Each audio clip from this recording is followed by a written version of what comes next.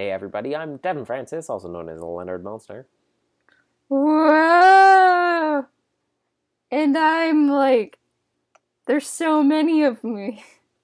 And you're watching episode 143 of the Adventures in Odyssey Oddcast. My hair, it's all gone. Sad times. My hair, it's still long. We rhyme now. Two of the other analysts at work, day before yesterday, told me I looked like I was 15 with my haircut so short. What did you say? It's fair. So you're 15. I'm addicted to Sailor Moon. Life changes sometimes. It does. In ways we don't expect. Yeah. What are we doing today, Victoria? We are doing reviews of episodes. Those episodes have to do with lines, the word line. One is Failing to the Finish Line, which is the OAC episode of, I don't know which month. March. March. Hello, dog. And the other one is Last in a Long Line. Show me Gidget. Oh, she's all wet. Show me Gidget.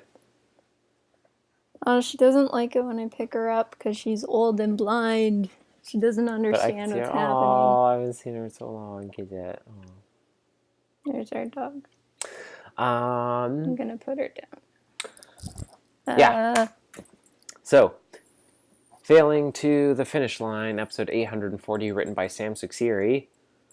He's pumping them out now. I don't know if he's still, like, apprenticing or interning or whatever, or if he's, like, full-fledged normal writer now. He's written a lot of episodes at this point over the last, 2 years. What happens in this episode, Victoria?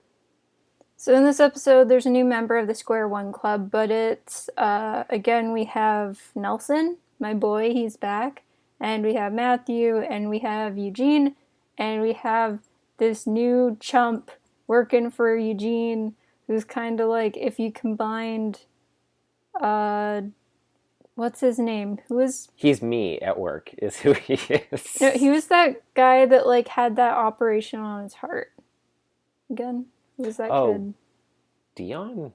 Yeah. He's like, if Dion was into science and was apprenticed to Eugene. How so? Just scatterbrained and stuff. Well, he's clumsy. Does that make him like Dion? He just, like, forgets all his stuff and has no idea what's ever going on. And yeah, he was the comedic... Actually, no, there's, like, a lot of that comedic line relief to Dion, in this. though, really. Okay, and Beezy, whose name you didn't say. Yeah. Well, that's the new member of the Square One Club. Yeah, but you didn't say her name. Yeah. So Beatty's like... Beezy. She doesn't invent in any way, but she's like an adrenaline junkie or something like that. And so she joined the Square One Club somehow. I have no idea how she got in. Presumably she does invent as well.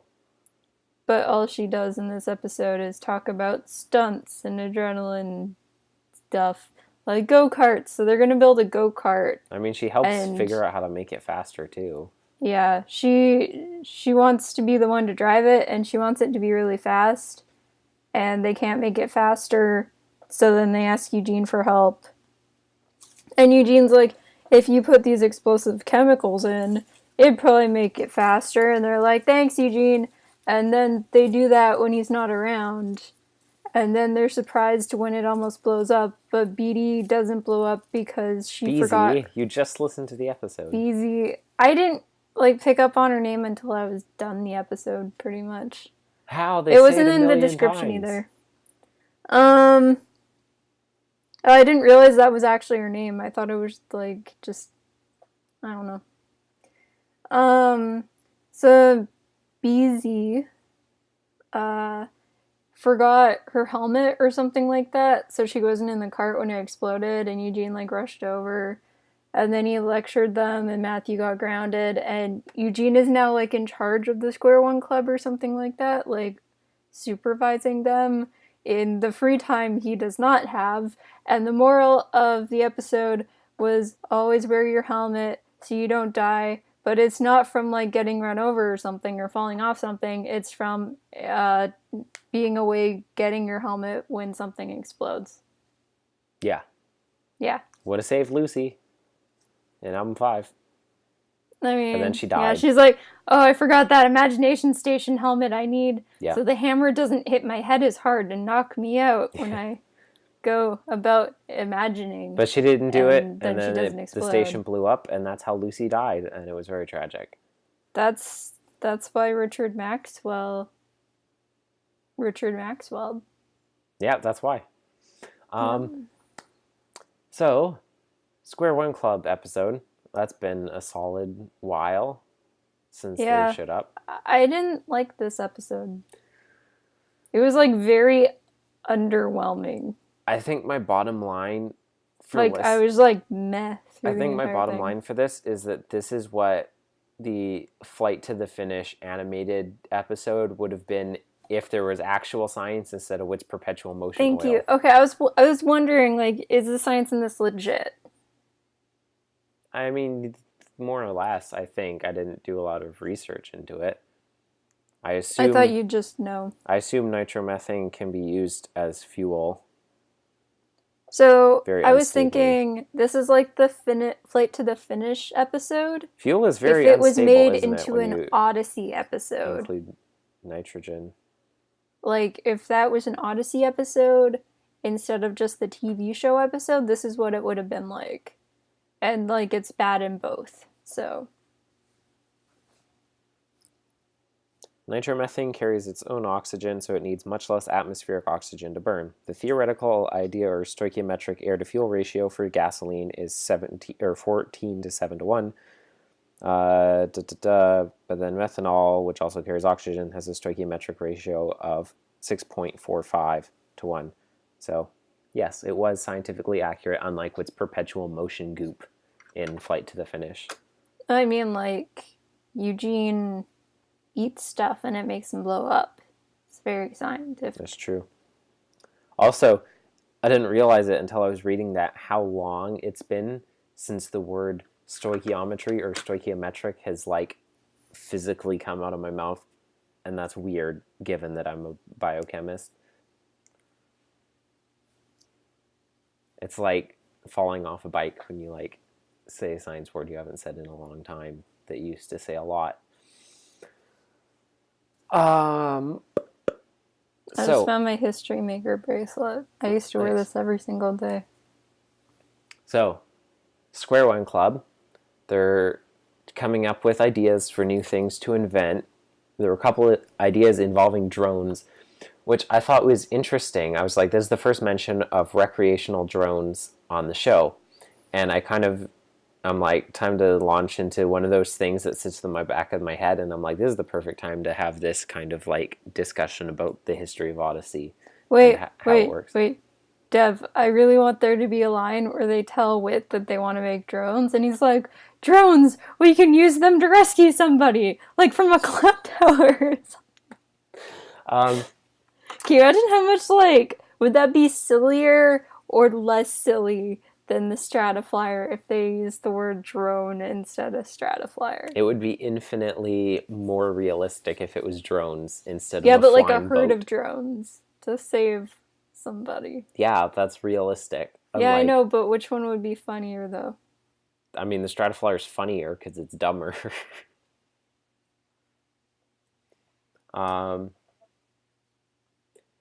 So yeah, given how long AIOO has been going, I've always thought it interesting / wondered about how the process works that the writers use to decide on how to include / if to include current technology on the show. Because they've talked before at some point how they try to avoid bell-bottoming on the show, I believe is the term, wherein you make cultural references in your media that make sense at the time, but then it ages quickly and it sticks out as sorely outdated with the passage of time. Is that like a TV tropes? I think so, term? Yeah. So given how long the show has been going, it makes sense to try to avoid these because the show started in 87 and like, you can pick them out sometimes in early episodes before they realize, like, oh, this show is going to last, we shouldn't do this. Like, I think Lights Out at Wits End has Lights Out at Wits End has a few jokes. Lights Out at Wits End is a time capsule, Devin. Yeah, that's what I'm saying. It has like every single thing about it. Every single joke in there, I'm like, I don't get this joke because it's clearly a cultural reference that is like a decade. No, even the things that like time, aren't cultural references, like the rap. Well, no, I get that. The rap is the worst. I know what you mean. But the rap, we should have a list, and it's like top 10 worst things Odyssey's ever done, and make the rap all 10 of them. It's the best thing they've ever done, Victoria. No, it's so good. The only like good thing that came out of that rap is Kevin's version of the rap. Such a good song. Kevin's version or the normal one? The OG. No. I yell at TV characters when they won't talk to each other about their problems. Yeah, I know. I'm usually with you. I feel myself lose a few IQ points every single time you do it. Anyways, so, I mean, there's like two types of bell-bottoming in my mind. There's like making references to pop culture stuff and making references to technology that becomes outdated. So referencing technology that becomes obsolete, people no longer use, will become confusing to a new and young audience. And people will make jokes about it, like, what's a cassette tape? What's a VHS? And all that stuff. But sometimes, however, a thing becomes big enough that it's like, oh, this is going to stick around. We should mention this. Like, the multiple references to Star Wars in the post-hiatus pre-Novacom era survived the test of time. Those jokes still hold up because we still know what Star Wars is. Sometimes you can put in a reference that won't make a difference if you don't get it. Like, you won't realize it's a reference unless you know what it is, which is And ideal. then there's an episode like Hidden in My Heart where the entire thing is references to... Yeah, plenty of episodes like that. Old 80s TV shows. I think Lassie the Wonder Dog is like 50s. I think Lassie and Star Trek are the only ones who survived that. People know what Rescue 911 is. I didn't until you told me. I remember seeing that show on the TV at Grandma's house. Yeah, exactly. I'm just saying. Kids nowadays would not know what that is. Well, I know, but I'm saying it at least lasted to like our childhood. And I didn't know what it was. Lassie is not the 80s. I think Lassie is like the 60s or the 50s. Maybe in the 40s. I think it might have like radio. Lassie's like the 20s. Yeah, the 1820s. Yeah. So the inclusion of technology is tricky because you don't know what's going to stand the test of time. And if you wait until you can see if a thing is actually going to stick around before including it, then by the time it shows up, then it seems weirdly outdated. And it's like, why did it take this long for this to show up? And I feel like AIO has been, it's been like that for some or all of integrating things like social media, cell phones, texting, being able to Google stuff, like things like that. Not all of them. I wish they mentioned MySpace at one point. Not all of them. Like, it's hard for us to gauge the timeline very intuitively since we weren't listening when those episodes came out. For some of the older ones, like, how did this fit into the cultural zeitgeist of technology at the time that it came out? Like, I think the internet was adopted pretty early into the show with Richard's remote hacking during applesauce and stuff, even though that level of it obviously seems very quaint and antiquated nowadays. But when communication difficulties arrive in a story that could easily be solved with existing and ubiquitous technology that no one is considering using, it feels really strange. And by strange, I mean incredibly irritating. The point is that it's impossible to do this properly without future seeing. You either guess and hope or wait and seem antiquated, and there's no winning. And the bottom line is that I guess recreational drones have now reached that cultural threshold by the former method or the latter, and now they're in the show. You know what did it, Devin? What? The RT Life video. That's exactly what I was the thinking. most amazing thing I've ever seen in my life. It was incredible. And like that had a drone in it. I'm so glad that that's where their mind went. And also that Gavin found it like that. It's crazy. Link to that down in the description. Yeah, I was watching. That was really cool. On the way home from work today on the bus, I was watching the podcast from this week, the RT podcast, and Bernie was like, in a couple days, there's going to be an RT Life coming out that is one of the greatest videos that we've ever made before. He was so excited about it. It's worth it, though. It's worth the hype. So the It's kids so are trying to good. figure stuff out. Matthew has come up with a genuinely innovative design for a motor where it basically has a circular piston pattern instead of like an oscillating round piston like that. Would this actually work? I don't know. Like, I tried to picture it and I don't understand where, because you need like a compression point for the gasoline to ignite with this spark plug, and it's the pushback, I thought, of the expansion pushing the piston back that, generates the force to, propel the engine. Or maybe it's the explosion force going up into the outlet that does it. Cars aren't my specialty. Everything I know about the workings of a combustion engine, I learned from Magic School Bus. That's all I have to go off of here. So, would Matthew's design work? I don't know. Apparently, in res, it does. And so they go to see Eugene, who has a new assistant, Horace, who I felt like so much shade was being thrown at me with Horace. I was like, don't read me like this, Odyssey, for what I'm like in the lab at work. Things break so many times. The number of like hazard IDs and near hit reports that I've filled out in the last 2 weeks alone of things that have happened to me is absurd. I created a fountain of acetone a couple days ago. It was amazing. Is it because you were so depressed about me leaving that, like, Yeah. you were distracted? A squeeze bottle fell over, and like the nozzle was like pointed up when it landed sideways, and the force of the acetone splooshing caused it to like shoot and fountain up into the air, and it was like raining down on my lab coat and the bench and like landing on people's papers, and the ink was just and like all your coworkers. running It everywhere. was melting their faces, Yeah. like Indiana Jones style. Well, that's why you can't wear contact lenses in a lab, because if you got solvent in your eye, it would fuse the contact to your eyeball. But then you'd never have to replace your contact lenses. Yeah, because you would never be able to without surgically removing the top layer of your eyeball. So, God bless the rains down in Africa. it was a very strong smell to have that much acetone spread over like such a significant surface area to volume ratio out of a fume hood. So is this your argument that you've become a character in Odyssey twice now? Yes. Yeah. That They means we're really tied, added then. me with that one. We're tied though, Devin. That's true.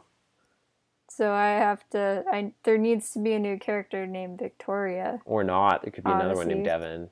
That would be So cool. I win. That'd be cool if there's another Devin. I need to win. It's important. I know it's important to you, Victoria, and that is why you need to lose. Honestly, Devin, can I tell you a secret? No. You're the only one who cares about this. So, Eugene... Which is the funny part, because I have 2 characters with my name, and I do not care at all.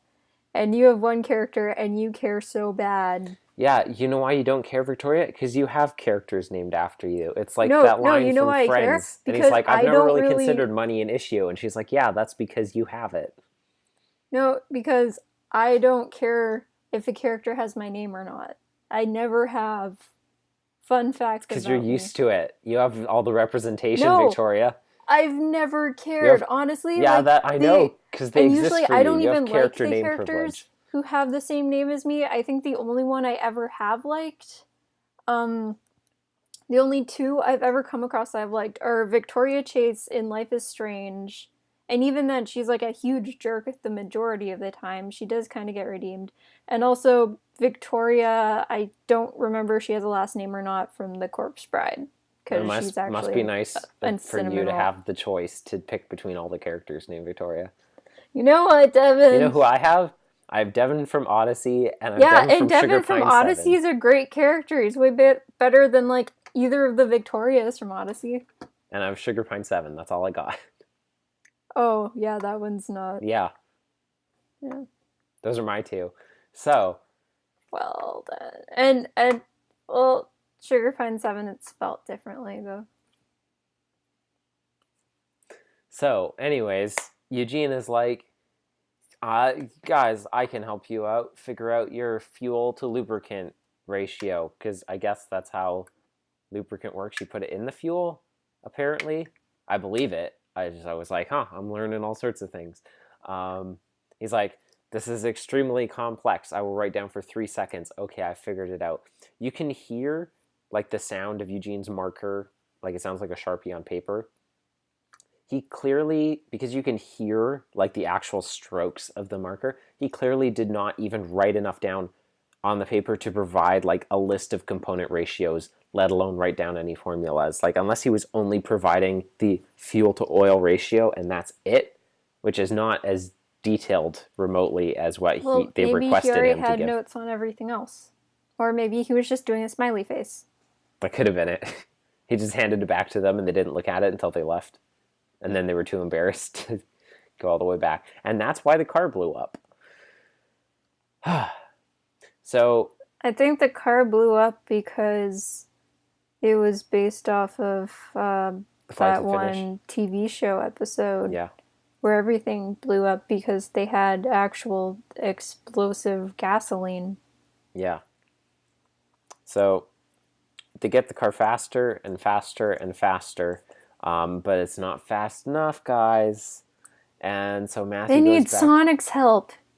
So Matthew goes back to Eugene and he's like, purely theoretically, how can we make it faster? And Eugene's like, well, in a frictionless world, an environment with no gravity, if the car is a perfect sphere.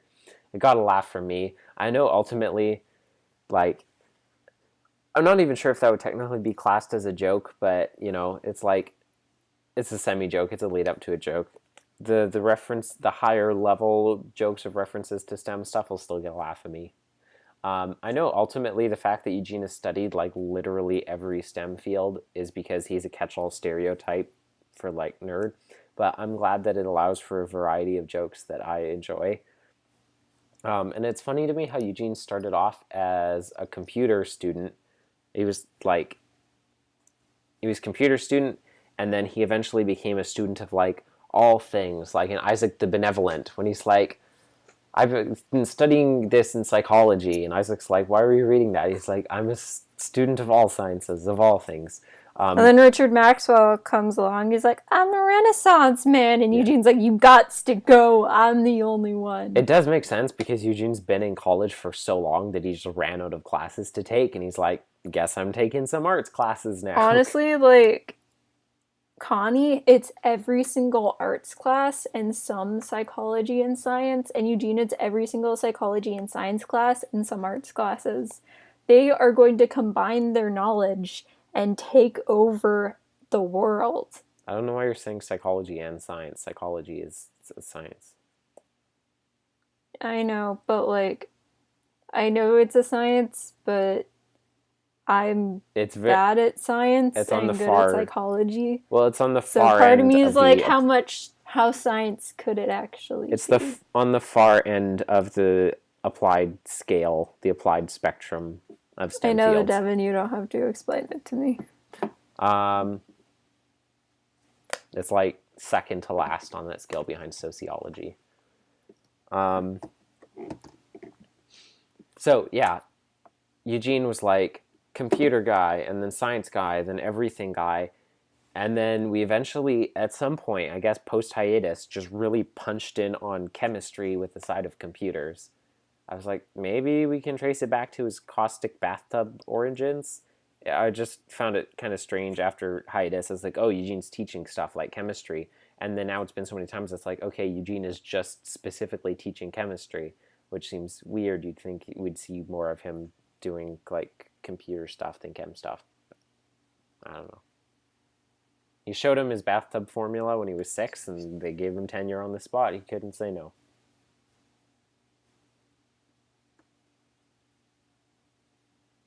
I thought you were going to say something in there, so we just got to enjoy a period, a respite.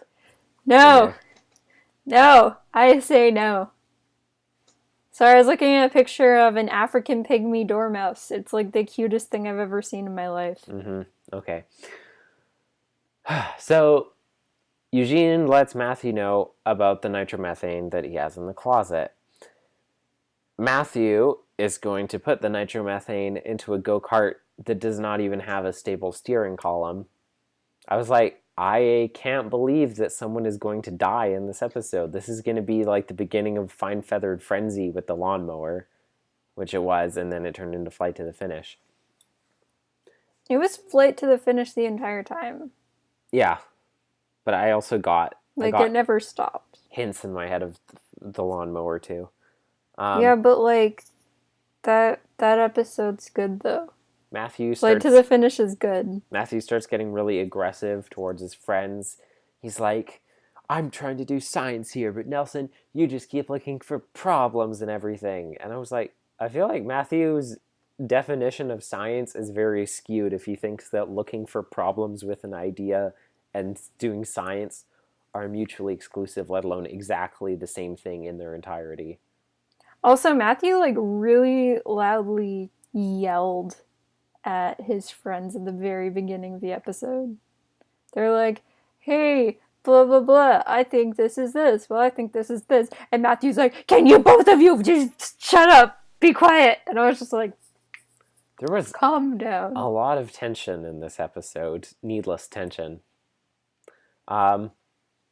So he's like, I'm trying to think about science and inventing and math, and you're just ruining my life. And I was like, jeez. So yeah, Bees is getting drafting, and then she forgot her helmet, so she goes to get her helmet, and then the car blows up. And how many voice actors have there been for Matthew so far? 3. Why don't they just let one of them go through puberty and just keep... Because that's not how shows work. But, like, they did that for Dave. Yeah, and it was, like, an enormous exception. But, like, I miss Steven. Zachary. I miss Zach being Steven being Matthew. Yes, so do I.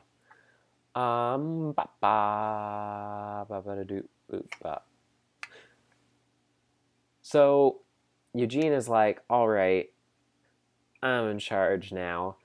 Let's find a new project to work on because y'all aren't allowed to drive anymore. And I was like, okay, so are they not going to continue on with this engine project, period? Like, okay, you can't do test drives, but like, I don't know a lot about combustion engines, like I said before, but if they created a lighter piston block by creating like a circular cylindrical drive or cyclical drive pattern, that I imagine would also eliminate pump ripple, at least to a degree, depending on like how the rotation is generated and how the fuel compression works. That is not something you want to sit on. That is $1 million, maybe $1 billion patent. Like, even if they're not allowed to experiment anymore or do test drives, like, just the concept that they had already sounds like something they could take to the patent office and start pitching around for a lot of money. So, that's weird. Yeah. Honestly, like, I just was apathetic during the entire episode. I don't know what it was. I was just like, oh, they introduced a new character, and I don't really care that much about this new character. They're like Sonic, but they can't go fast, and it makes them sad. Like all of us. And then I listened to part of me in retrospect is like, am I apathetic to this episode? A, because it was bad, or B, because I had to pause Sailor Moon to listen to it. And I thought it was B until I realized right after this, I listened to the next Drake the Cosmic Copper episode, and I was anything but apathetic while listening to that one. There's the spoiler then. You said you weren't going to tell me what you thought of it. I didn't. That's not positive or negative. That's just saying, like, I was paying attention to it, which I would have been doing regardless of it because I was, like, heavily anticipating the Drake the Cosmic Copper episode. So you admit that you had a bias because of Drake, so that this actually isn't a proper experiment to see if it was because this episode was bad. It was because of your preconceptions. It kind of defeats your point. I had to do with it a little bit, yeah, I guess. But also this episode was bad. So So before we Objectively, this episode was bad. Who wrote it again? Sam Who? Sam Suxieri. What else has he written? I literally had like a thing talking about him as a writer. It was like the first thing I said. I know, but He's been like the intern guy. He's written like half of the episodes over the last 2 years. That's a lot. Yeah, that's what I was saying. He's written a lot of episodes since he started. Wait. Name an episode he's written that I like. I don't know. He's written most of the Slice of Life episodes that have come out in like the last 2 seasons of the AIOC. Okay. Because it's just starting out, so like slow ball or whatever with like easy slice of life stuff, nothing heavy. The video doc, before I talk about the whole episode, video doc is focused on visiting this indoor go-kart place in Colorado Springs, and they look at the different types of karts and their different speeds. They did show, which I thought was cool, like the wheelchair accessible ones and like how they work, like using the pedals like on the steering column, so you don't need use of legs. And then there's a bunch of footage for how they did the Foley capture for the go-kart sounds with Jonathan Crow, which was by using go-karts, obviously, but had to use gas-powered go-karts, which is apparently quite difficult to find because most go-karts are indoor and electric. He's only written 4 episodes that have actually come out. That doesn't sound right. He's written The Perfect Testimony, which I really loved. Friend or Foe, which was pretty good. BTV Revenge. And Your Honest Opinion, Please. And then Failing to the Finish Line. And then BTV Idolatry and Always Do Your Best-ish. He's also written, apparently, but those haven't come out yet. I feel like there's more. AIO Wiki, when it comes to recent episodes and like what it thinks release dates are, it gets like super glitchy about what it shows in auto-generated info box stuff, such as like episodes this character appeared in or episodes this person wrote and stuff like that. So I feel like there's more, but could be wrong. Are you doubting the knowledge of Wikipedia, Devin? Like that one teacher I had? No, of course not. I would never do that. Like I literally just said, I am doubting the ability of the auto-generate function for list creating when it comes to recent episodes and its understanding of like the no spoiler feature for how it compiles categorizations. Anyway. So, yeah, this episode, Bland. It was bland. I didn't believe the motivations for the characters, particularly Matthew. Like, it felt like everyone had way more animosity towards everyone else than was reasonable, was like the main thing. Like, I could not sympathize with the situation that the characters were in because they were all needlessly like angry at each other and unwilling to cooperate or compromise on things. Maybe BZ just brings out the worst in everyone. They just need to communicate. I didn't like her, by the way. Communicate, open up your heart, and communicate. I'm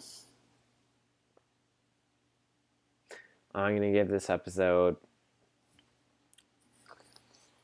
2.5. I didn't like Matthew in this episode. I like that Nelson was in the episode, but he never left really an impression on me like he usually does. It was also pretty sure a new voice for Nelson. I'll double check that. It sounded different. Because like when he first started talking, I was like, I don't know who this is, and then they said his name afterwards. Yeah, the idea that that was Georgina Cordova's voice feels dubious to me. Yeah, she's usually pretty recognizable. I also didn't like... Apparently that was. Oh, it was her? So maybe she was doing... She had a cold. Nelson going through puberty? I don't know. I didn't like Eugene's assistant character. I thought it was dumb comic relief. It was a bit over the top. Yeah. Although, Do you I think said, the losing the keys thing was a jab at Eugene and how his character originally was? Because I did not think if it that, wasn't, no. that's really clever. But I honestly, like, I did legitimately feel like I'm like on a layman's level. Clearly, this character is being portrayed to be like a moron, and everything that happens is like, wow, what an idiot. And yet, most of the things that happened to him have happened to me at the lab. yeah, but not like in that short amount No, of time. not in that short amount of time. But And it seemed like he never knew what he was up for talking the about. temporal proximity through which I've broken multiple volumetric flasks is downright embarrassing. So, like, Devin, trust me, you're smarter than that character. Eugene would like to work with you. aww. But, like, do you think this character was supposed to be, like, a blues and reds version of Eugene? Like, a callback to how the character originally was I don't when they think first so. appeared? No. Because, like, you expect them to be smart, but then they're, like, a little bit more clumsy than you think and always losing their keys. No, I don't think so. Okay. There's not enough of a connection there for me to think that was like an intentional callback thing. I think if he was smarter, I would argue that.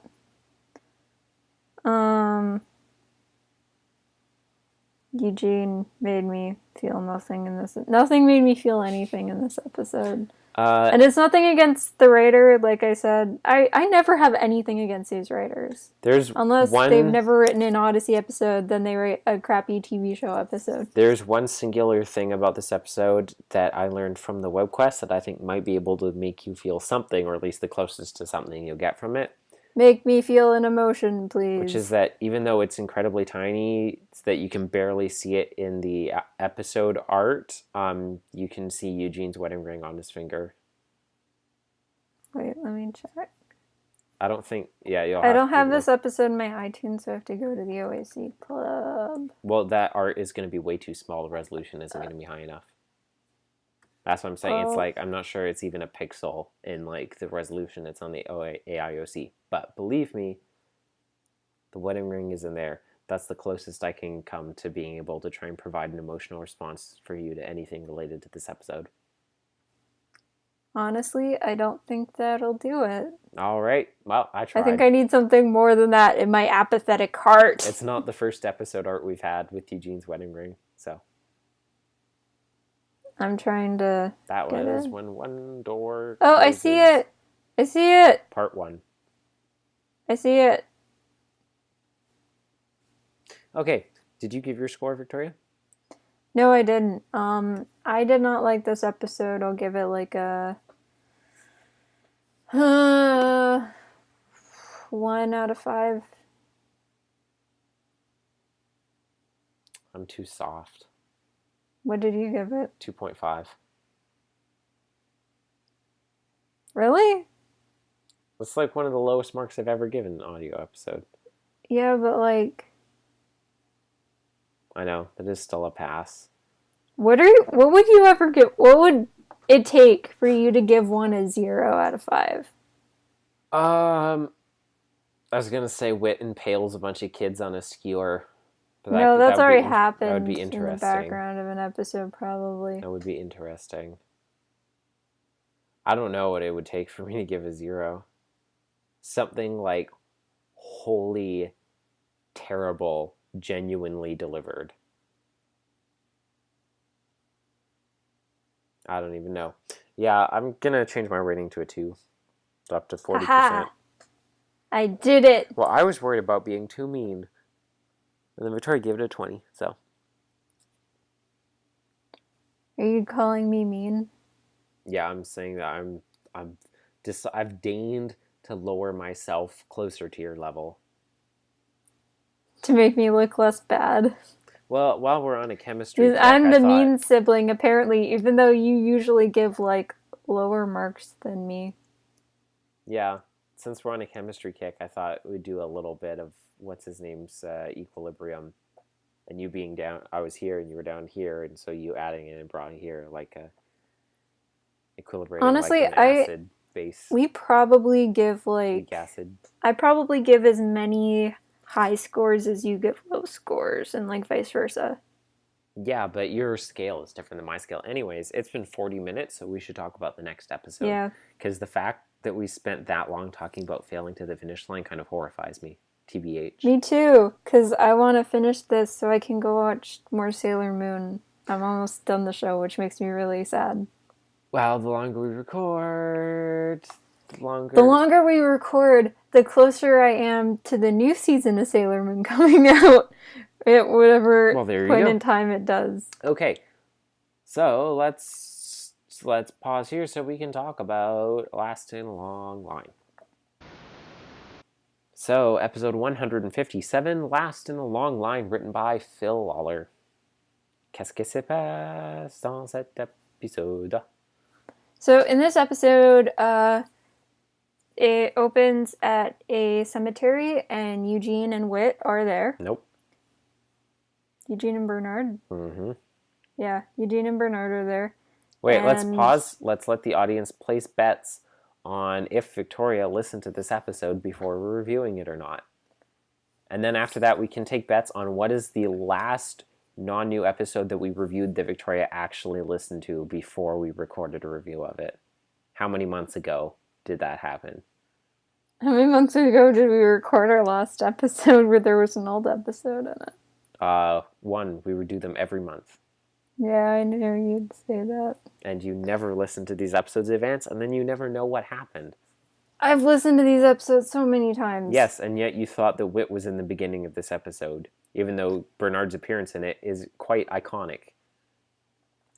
Okay, Eugene and Bernard see a grave, and it has Leonard Meltzer's name on it, and then they go into the church that is adjacent to the cemetery, and they ask, like, what the deal with that is. And they find out that someone, like, asked that to be put there, and that it was paid for by someone, of course. So then they try and, like, track down who paid for it. Close and enough. Whit is told, like, Whit gives Eugene this speech about, like, expectations and stuff in trying to, like, find members of his family, because this gives Eugene the hopes that, like, someone in his family is still alive who knew about his dad and everything, and, like, well, he knows who at this point. You might recall, yeah, or you might not. Hiram Meltzner. Garvey Hiram Meltzner. Yeah. Oh, sorry for not getting every single one of his names. You're not forgiven. You would know if you listened to the episode. I never call him Garvey. I always call him Hiram. Anyway, so then they go to visit Hiram, and they find out that Hiram just passed away. Like, so recently. Ridiculously recently. And, then they talk to someone else instead, like a friend of Hiram. Mm-hmm. And then he tells Eugene this thing about how Hiram would always give Eugene, like, a silver dollar in a piggy bank every single one of his birthdays, including, like, the ones where he didn't see Eugene. Yep, and it, like, makes me really emotional. Stop. We keep getting the details wrong. Christmas? I thought it was his birthday. No. And yes, he was his roommate, and his name was Ralph Reams. Oh my gosh, they were roommates. Yes, they were roommates. They were roommates. Are all you people deaf? It's funny because we heard Family Feud long before we heard Last in a Long Line because of Drive Time. So that's what we knew Ralph Reams from first. So I forgot he was in both those episodes. Yeah, that's where he has that line that always cracks me up every time that I just said. I like him. I like him as a character. But knocking on this door for 10 minutes almost ruined my cane. And then it's just really emotional. And then they go back and they talk to, like, Bernard and stuff. And then they find out that Bernard and Eugene are related, and they all laugh. And Bernard loses his final piece of his sanity, and the episode ends. Yep. And what about the B plot? Trying to remember the B Yeah, plot. yeah, I thought you might. Dude, it has been a very hard week for me. So, leave me alone. The B plot, which calling it that is extremely generous, centers around Lucy trying to figure out a newspaper story to write for the Odyssey Times. And then she writes it about genealogies. And that's it. Right. That's the whole B plot. It's not really, there's not really a plot to it per se. It feels very like Lucy's storyline this episode always has struck me as like awkwardly shoehorned in. Like it doesn't really add anything to the Like theme. they needed to fill in a couple minutes Yeah. of time. It doesn't add anything to the moral of the episode. Like it doesn't add a different perspective or a different way to look at it or another layer of this like this situational morality of the theme here. And it doesn't catalyze any part of Eugene's story. So I don't get what purpose it serves. So probably doesn't add anything to the whole Lucy developing her journalism skills over time thing, where she's like does more and more elaborate things as time I don't think goes we on. really need. That's like a lot of episodes. Yeah, I know. That's why it wouldn't add anything to it. Okay, yeah. Honestly, it was probably just to fill time. Yeah, which is weird because like Eugene looking to his father, finding his grandfather is just alive. It's not like there wasn't more scenes, more runtime they could have gotten out of that we would have preferred over that, but whatever. Probably could have given that extra time to Bernard doing something. Yeah, plenty of things. So yeah, we start out at Odyssey Presbyterian with Mrs. What's-Her-Face, played by Chris. I always forget that this is one of the Chris's character cameos on the show. And Odyssey Presbyterian is also one of the very few specifically denominational church mentions in this show. It is a funny reflection of this initial moment, which I'm sure everyone's noticed before, this initial moment that Eugene sees his last name on a tombstone, which gets reflected later in the exact same location in album 46 after this saga finally picked up again, and Eugene sees his own full name, first and last this time, on another tombstone, which was actually intentioned for him. And Everett. And Everett and Thelma, yes. Can you imagine if, like, he went there in this episode, and then it had his tombstone, and then it had Thelma's, and then it had Everett's, and he'd be like... I mean, that's literally what happened to him in 46 still. Yeah, I know, but, like, imagine how weird the plot would have gotten if, like, it happened to him now instead of in 46. Imagine how different things would be. They would not have the technology to do literally anything that they did in 46. Like what? Like, using the internet. What did they use the internet for? Like, searching things, probably. Probably? Probably, and, like, emailing people. They used the phone. They used the phone and a fax machine. I'm pretty sure this existed in, like 1990. But no. No fax machines in the 90s?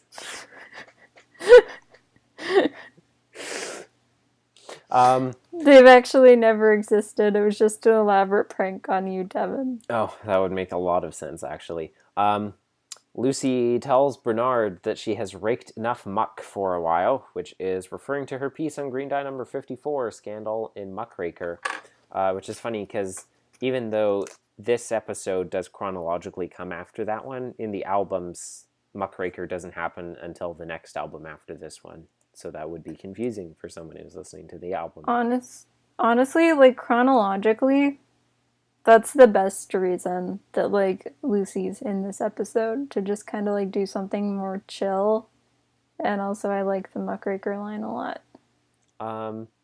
So I know, obviously, like you said, we talked about this a lot, this episode, and the Eugene abandonment issue stuff as it reflected through, like, Buck's search for his mother and Out of the Picture, but man, this episode is tragic for Eugene. Like, this episode is super sad. Also, does anyone Does This anyone episode is tear-jerking. ever think about how extremely rude it is how Eugene knew the Mushnick side of his family literally only because his parents were always talking about how dumb and underaccomplished they were? You've never thought about how horrible that is before? Not really. Not thinking about the fact that, like, Eugene's like, oh, the only reason I know is because my parents talked about them like that so frequently. I was like, I hope Eugene never let Bernard know that. That's like Harry Potter muggle Yeah. trashing kind of stuff. It's interesting to me, since we were just talking about it with Dead Ends, it's interesting how quickly Eugene sought Whit's help in this episode and asked him not even just to, like, hey, give me a hand, but asked him to, like, pull strings on his behalf on this occasion because of how reticent he would be to do the same thing after learning Leonard was alive, which is, like, a lot bigger deal than what he has to go on right now. And he also gets emotional support with him. Honestly, between everything we've talked about with the Leonard Meltzner episodes we've already reviewed and that one Buck episode recently, you can pretty much apply all of that to this review. It is, like, the saddest thing about this. There's a lot of sad things about this, even new things I hadn't even thought of before. It's so sad to me to think about how Hiram's last conversation with his son was telling him that he would die in Africa, and then Hiram went to his grave believing that he was right. The new thing I realized is he would have believed that Eugene died there as well in the train crash, I'm sure, which would explain why he never sought Eugene out in all of these years. Because he would have thought that Eugene died. And I'd never thought about that before, which Eugene couldn't know at this point. He never questions why Hiram never looked for him in all this time. But that makes it even sadder. Like, the concept, and you know this, Victoria, the concept of, like, the last words that you ever spoke to someone without knowing that those were the last words is, like, it's always such a heartbreaking concept to me in anything. Honestly, every single time I talk to someone right before they go, not even like just on a trip or something like that, to even like to work or to the store, or they just like in general leave the house, if I don't go over to them and say goodbye, or I just go like this or something like that, and I don't give them a hug, I'm always like, what if they die? What if that's the last time I ever saw them? And I'm like, wow, my anxiety like needs to chill because I'm just whenever I think about that and it just like messes you up. I thought about like you that episode from The Adventure Zone. Well, I thought about like you when you had your kidney stone. You're worrying about like what's the last thing like I texted to like each of our family members and stuff because we thought it was appendicitis. Before you got checked out. I drew like a comic about that because I thought, I can't remember what it said though. So it was like there's that stuff IRL, but I'm like in fiction, like whether it was Connie when she was desperately trying to remember the last conversation that she had with June in life expectancy, or like you said, Griffin's abrupt. That was the last conversation you ever had with your sister monologue and Taz. That line made you cry. But this one especially hurts because of how Hiram surely felt personally responsible, like guilty to some degree, whether superstitiously or not, for the death of his entire extant family. And then he was forced to live out the rest of his life, another like 10 to 15 years without them, without any family, believing that it was his fault. And that was the note they left off on. I remember what I said in the hospital. I was like laying in the thing and I was like semi-conscious and I was talking to you. And I was like, I'm gonna die. And the last thing I ever said to my dad was a text that where like he was telling me like, oh, I don't want to go to work today, I'm really tired. And I texted him back, hang in there, kitty cat. And then I was like, that's gonna be the last thing I ever said to my dad before I die. That's decent last words to someone. It's not. But like, it's not I could Oscar do so Wilde much better. Ibsen, I want to go out saying either the drapes go or I do. Yeah. Like I want to say something that is just like so iconic that it can be trademarked. I just, you know what, Devin? Was it Ibsen who was the one who was like, are you feeling better? On the contrary. And then he just died. No, I think it was like Dr. Seuss had my favorite final words, but I can't remember what they were, and I think it was just Was it just when he constant swore? swearing, Because he was something like, that. and like said his last words and then kind of like pretended to die, and then the nurse gave him an injection and then he said the F word. Yeah. And then that was his last word. Because, like, the injection think that was hurt or Dr. something Seuss, like but- that. Yeah, that was funny. That was a good one. It was so funny. I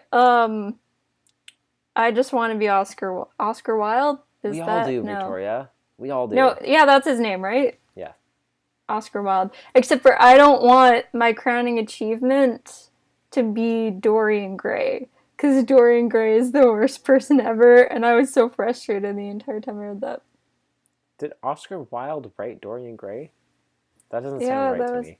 Okay, if it's not Oscar Wilde, then I'm thinking of the guy who wrote Dorian Gray. So Lucy, her stuff with, because she's like, I'll write about endangered species. Because Bernard. Yes, it's by Oscar Wilde. Huh.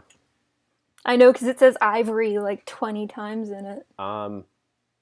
Because Bernard has that great line about like swinging a dead cat. And Lucy's like, I'll write about endangered species. It's always struck me as odd, and maybe it's just because I've done so much like ecology and conservation in school. It's always struck me as odd that Lucy didn't know much, apparently, from school, that there are a lot of endangered species. Like, she was shocked by the fact that there's pages of them. Like, you'd think that's something you learn a lot in school, but maybe it was just an earlier time. Like, it was before my time. People didn't care as much about that sort of thing in school back then, less focus on it. I don't know. Bernard gives the classic red flag foreshadowing with the disgusted, "Can you imagine being related to Eugene? Ugh, I think I'd rather pull out my fingernails with a pair of rusty pliers."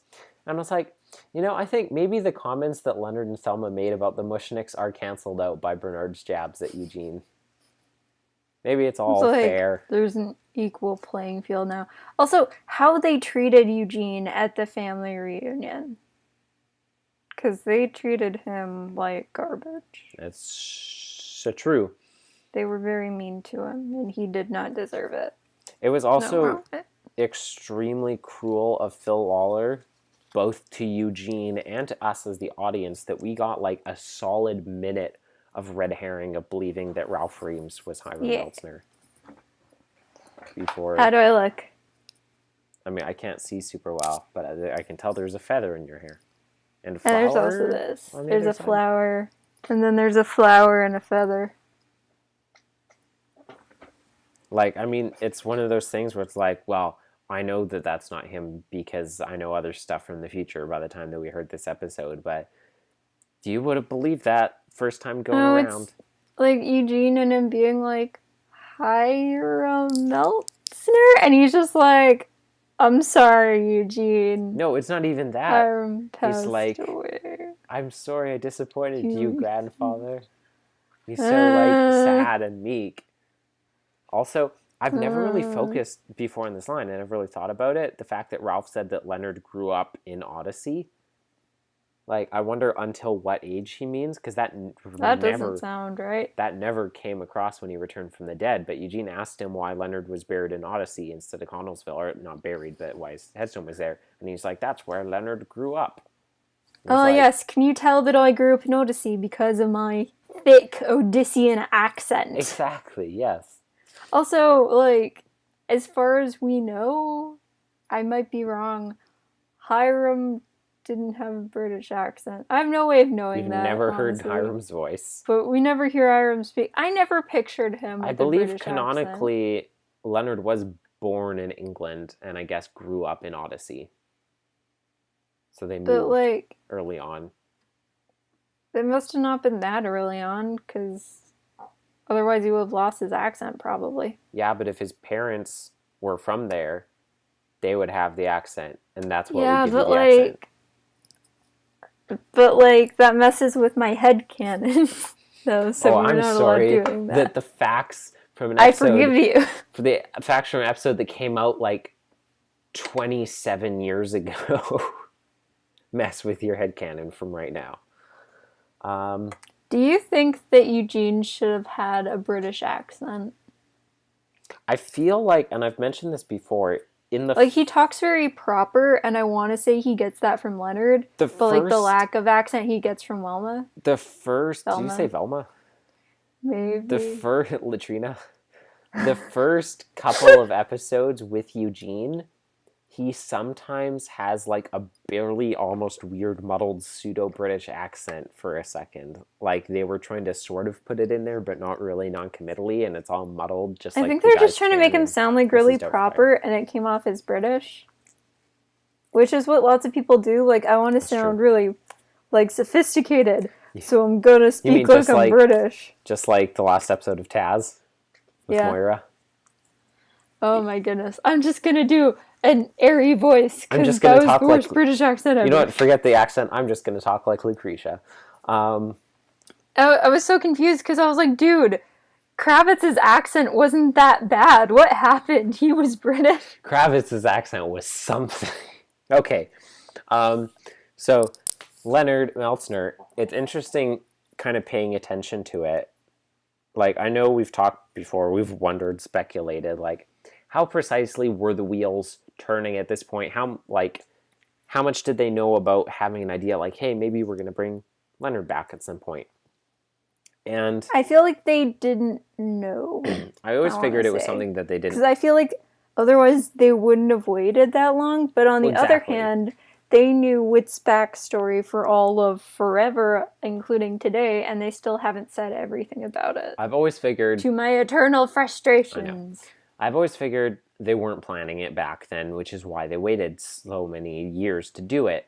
However, I did notice something very interesting this time around, which is that they are very intent, and by they I mean Phil, was very intentional about the wording of certain things in this episode, giving himself an out for the future, because he's always very careful to specify that Eugene says, I was told my parents died in Africa, never says my parents died in Africa, emphasizing the facts. They probably wanted to just, like, leave that doorway open, possibility. That's what I said, Victoria. I said they're giving themselves an out for the future.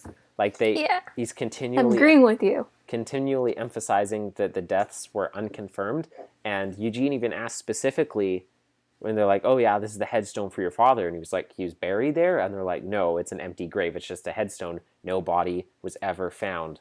Like, they really drill down on that point because they wanted to leave that door open for the future. And then they used it. It would be interesting if we were doing this review before 45, like drilling down into this. Imagine this conspiracy theories of like noticing that pattern and being like, what if he's alive? But that would never happen. And then it happened. That would be crazy. It would be like if Eugene had a brother or Connie had a sister. Or, all those things. Hiram keeping on the silver dollar thing for over 15 years was always like sad, because it's like, maybe Eugene will come back someday. Now that I realized that he thought Eugene was dead and he kept doing it in his memory, it's much sadder.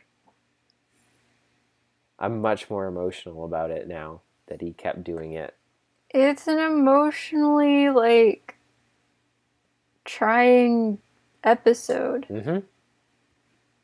And then, like you said, we end with finding out that Bernard and Eugene are cousins. I'm really glad that they made that decision. Like, it's a very... It's good. It's a very key turning point, like, important thing to Eugene's early development, to have Bernard as this reluctant family figure. And all the... Yeah. He's a family figure. It's like the Addams Family. You have your daddy finger and your family finger. All of them. It's almost like the Addams Family, except that's also the Rathbones, right? Because they live on 1313 Mockingbird Lane. Or is that the Electric Palace? Which one's which? We know the addresses for both of them. Anyways, one of them is 1313 Mockingbird Lane.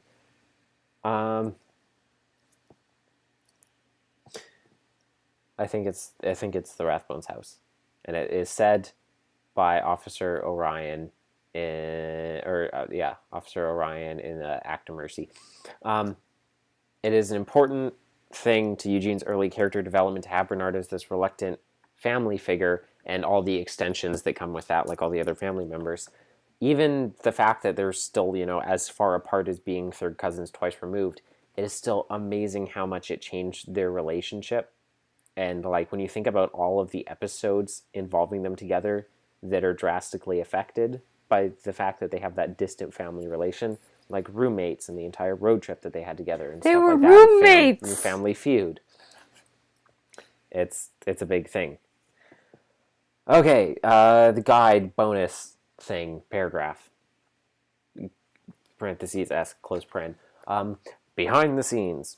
In Emotional Baggage, we learned more about Connie's family, including how her father originally left her about her Aunt Helen.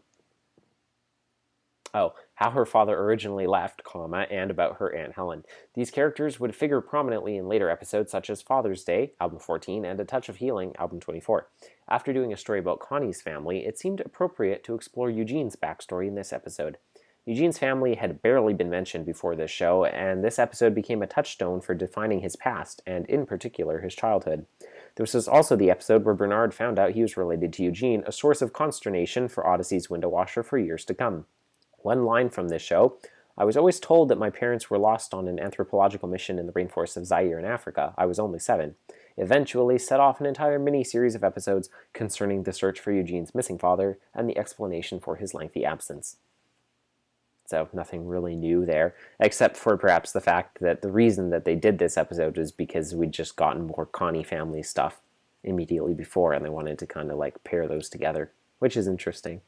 They're like, hey, the Connie episode was like a little bit emotionally trying, but like we can do way better. And then we can make them sob. Later, they flip the thing. We're like, hey, we gave Eugene a surprise sibling that he didn't know he had. Let's do the same thing for Connie. And you know how Eugene's dead father turned out to be alive? Let's make Connie's alive mother dead.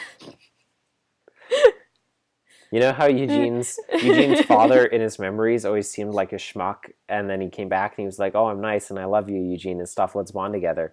And let's have Connie's father, who used to be a schmuck when she was young, come back, except he's even worse now. Exponentially worse every time he appears. He's a terrible person, Bill Kendall. Hey, you know how, like, Eugene was always at college, and then he grew past that and became a teacher?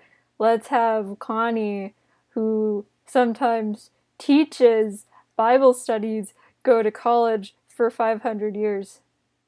500 years. How can you say that in a conversation including Eugene, who has literally been in college for 500 years? I mean, not anymore. I mean, he's still there. He just works there now. Yeah, but he's not, like, a student anymore. He's probably still taking classes on the side. You know that. Yeah, but they're not showing it, so you can't prove it. Because, I mean, he was working in the college back when he started on the show. He's been working in the college throughout this entire time. It's just now it's a fancier working. Anyways, this is a good episode. I'm going to give it 5 out of 5 because it's, 4.8 because of Lucy's thing. Completely unnecessary. Yeah.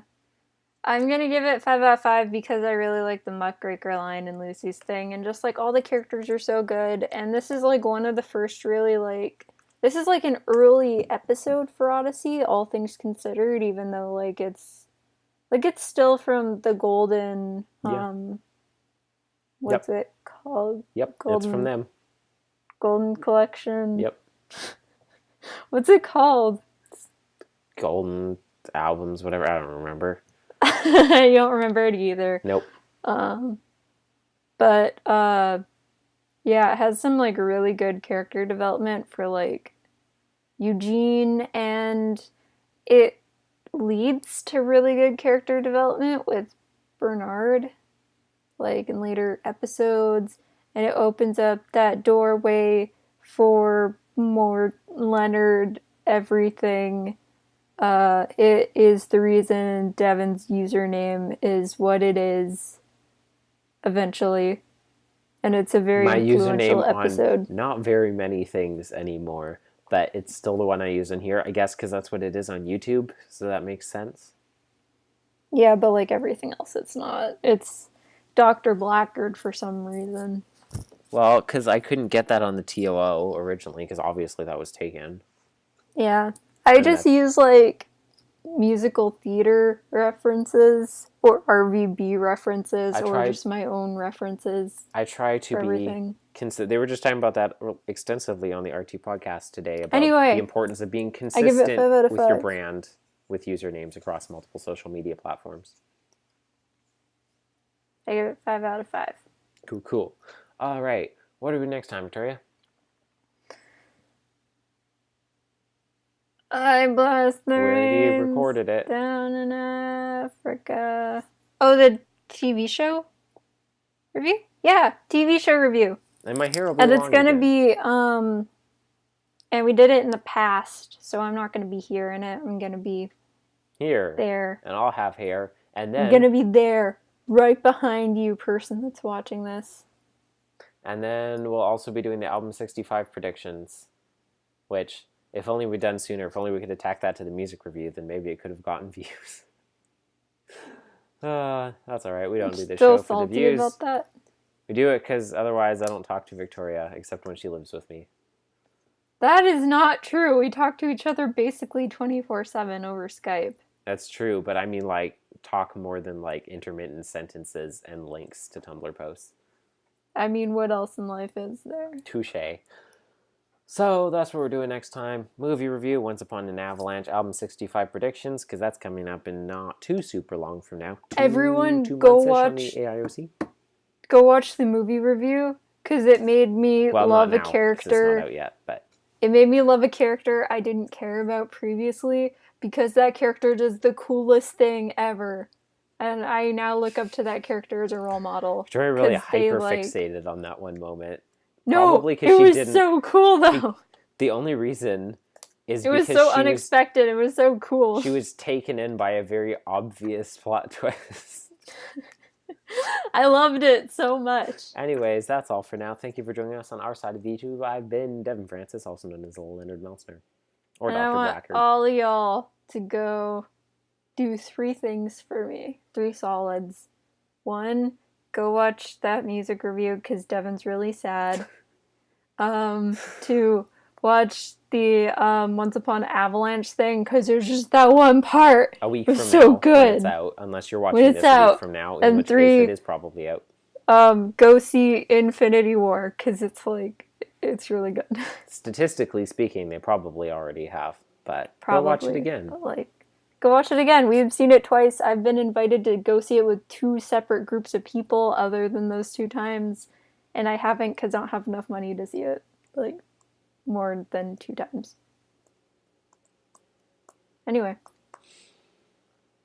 Yep, so that's it. And yeah, you've been watching The Adventures in Odyssey Oddcast. Auf Wiedersehen.